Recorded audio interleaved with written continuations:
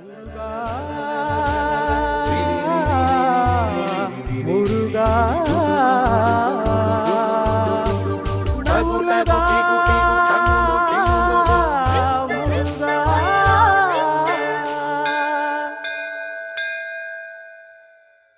ஒருமுறை சிவபெருமானை தரிசிக்க கைலைக்கு வந்த பிரம்மாதி தேவர்கள் முருகப்பெருமானையும் வணங்கி பணிந்தனர். அப்படி வந்தவர்கள் வணங்கிவிட்டு மட்டும் சென்றிருக்கக்கூடாதா? ஒரு கழகத்தையும் ஏற்படுத்திவிட்டு சென்று விட்டனர். ஆம், அப்போது அங்கு உலவிக் கொண்டிருந்த அழகிய மயிலிடம் முருகப்பெருமானின் வாகனமாக மாற வேண்டி சூரபத்மன் தனது தம்பியருடன் காஞ்சிபுரத்தில் கடும் தவம் மேற்கொண்டிருக்கிறான் என்ற விஷயத்தையும் கூறி சென்று விட்டார்கள். எங்கே தனக்கு பதிலாக சூரர்கள் முருகப்பெருமானை சுமக்கும் பாக்கியத்தை பெற்று விடுவார்களோ என்று தேவமயில் வருந்தியது. இதனால் தனது மன வருத்தத்தை போக்கிட முருகப்பெருமானை தியானித்தது. மயிலின் பிரார்த்தனைக்கு இறங்கிய முருகப்பெருமான் மயிலின் மன வருத்தத்தை போக்கிடும் விதத்தில் சூரனையும் அவன் சகோதரர்களையும் கணங்களாக்கி தம் அருகில் வைத்துக் கொண்டார். சூரனும் அவனுடைய சகோதரர்களும் முருகப்பெருமானின் வாகனமாக மாறும் பேற்றினை தாங்கள் அடையவிடாமல் மயில் மூலம் தடுத்துவிட்ட தேவர்கள் மீது மிகுந்த சினம் கொண்டார். அவர்களை பழித்தீர்க்கும் நாளை எதிர்நோக்கியிருந்தனர். அந்த நாளும் வந்தது. ஒரு நாள் சூர சகோதரர்கள் மயிலிடம் சென்று, மயிலே, உன்னால் தங்களை விட விரைவாக செல்ல முடியாது என்று திருமாலின் கருடனும் நான்முகனின் அன்னமும் இழிவாக பேசிக்கொண்டனர் என்று ஏளனமாக பேசினர். இதனால் தேவமயில் கோபம் கொண்டு சிறிதும் யோசிக்காமல் கருடனையும் அன்னத்தையும் விழுங்கிவிட்டது. தங்கள் வாகனங்கள் இல்லாத நிலையில் திருமாலும் நான்முகனும் முருகப்பெருமானிடம் முறையிட்டனர். நடந்ததை அறிந்த முருகப்பெருமான் மயில் விழுங்கிய கருடனையும் அன்னத்தையும் விடுவிக்குமாறு உத்தரவிட்டார். முருகனின் உத்தரவை கேட்டு கருடனையும் அன்னத்தையும் விடுவித்தது தேவமயில். திருமாலையும் நான்முகனையும் வருத்தமுறச் செய்த மயிலின் மீது சினம் கொண்ட முருகப்பெருமான் மயிலை மலையாகும்படி சபித்தார். கோபத்தால் அறிவிழந்தோமே என்று வருந்திய மயில் முருகப்பெருமானிடம் சாப விமோச்சனம் கேட்டது.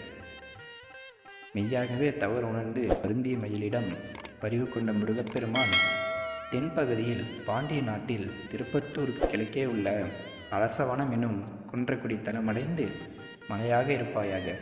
அங்கு நான் வந்து உனக்கு சாப விமோசனம் கொடுத்து ஆட்கொள்கிறேன் என்று வரமருளினார். அதன்படியே குன்றக்குடிக்கு வந்து சேர்ந்த மயில் முருகப்பெருமானை தியானித்து வணங்கியதால் மயிலுக்கு அருள் புரிய சித்தம் கொண்டார் முருகன்.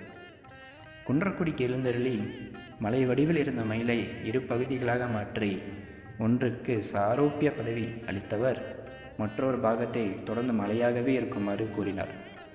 சாபம் நீங்க பெற்ற நிலையில் முருகப்பெருமான் தொடர்ந்து அதே இடத்தில் எழுந்தருளி வேண்டி வந்து வணங்குபவருக்கு எல்லா வரமும் அருள வேண்டும் என்று வரம் கேட்டது.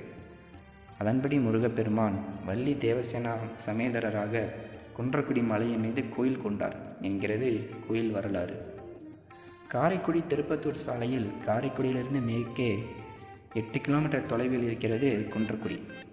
ஊரின் நடுவே உயர்ந்து நிற்கும் மலையின் மேல் தெற்கு நோக்கி அமர்ந்திருக்கும் ராஜகோபுரம் நம் கண்ணையும் கருத்தையும் கவர்கிறது. இந்த திருக்கோயில் 2 பகுதிகளாக பிரிக்கப்பட்டிருக்கிறது. ஒன்று கீழ்கோயில். இங்கு தேனூற்றுநாதரும் அழகம்மையும் கிழக்கு நோக்கி அருளாசி தருகின்றனர். மலைக்கோயில்தான் முருகப்பெருமான் அருள்கிறார். குடைவரை கோயிலான குன்றக்குடி பெருமான் ஆலயம் குடைவரை கோயிலான குன்றக்குடி பெருமான் ஆலயம் அழகானது. மலைக்கோயில் கருவறையில் 6 முகங்களும் 12 திருக்கரங்களும் கொண்டு அழகிய மயில் மீது கம்பீரமாக அமர்ந்து கிழக்கு நோக்கி அருளாசி தருகிறான் நம் முருகப்பெருமான். 6 முகன் அமர்ந்திருக்கும் மயில் வடக்கு பார்த்திருக்கிறது. ஆறுமுகப்பெருமானின் வலமும் இடமுமாக முறையே தனித்தனி மயில் வாகனங்களில் வள்ளியும் தெய்வானையும் வீற்றிருக்கிறார்கள்.